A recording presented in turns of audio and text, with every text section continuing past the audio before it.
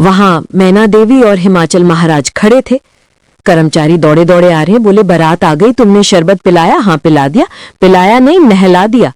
अच्छा अब चलो, ये पकौड़े मकौड़े बने, ये ले जाओ, रास्ता में सबको पवाओ, किसी और को भेज दीजिए, सेवा का सौभाग्य किसी और को भी दे दीजिए, मुझे प्राण बहुत प्यारे, इकलौता हूं अपने माता पिता का।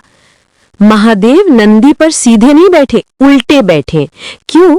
नारायण भगवान कह के गए थे कि मजाक होता है, बोले हम ही प्रारंभ कर दे मजाक। उल्टे बैठ करके गए नंदी पर और श्रृंगी भृंगी से कह रहे हैं, अरे इंद्र की जमात, नारायण की जमात, ब्रह्मा की जमात से कम तो नहीं लग रहे। बोले कि महाराज अपनी जमात से आगे कोई नहीं है, सबरी जमात फीकी पड़ गई हमारी जमात के आगे। ऐसे ऐसे भूत प्रेत, ऐसे ऐसे बाराती तो किसी बारात में नहीं गए होंगे, आप चिंता मत करो। महादेव बड़े प्रसन्न हैं। बोले बहुत बढ़िया, कोई कमी नहीं छूटने पाए, करो बढ़िया व्यवस्था। मैना देवी हाथ में थाल लेकर के खड़ी हैं। भूत प्रेत पिशाच डाकनी साकनी ये सब तो नगर में ही व्यस्त हैं। नगर में ही जितने लोग थाल ले लेके खड़े थे वो उनसे तो ले ही लिया, अब नगर में घरों में घुस घुस करके उनकी घर की सामग्री निकाल निकाल के पा रहे हैं। बाराती आए हैं।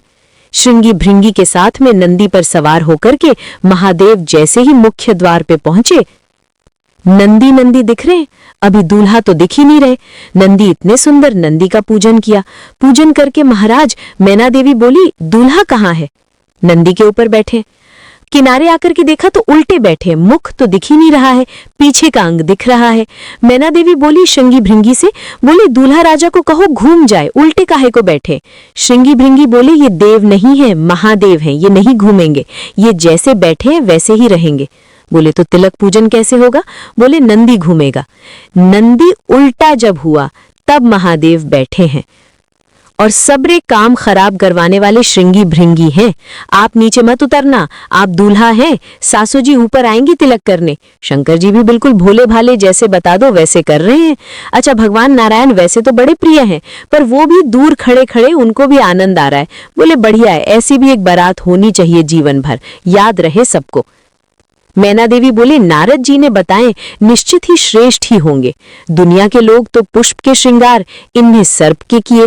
सुंदरता ज्यादा है हमारे दामाद की, इसलिए सर्प से ढक रखें, नजर नहीं लगे। सेक तो कहो,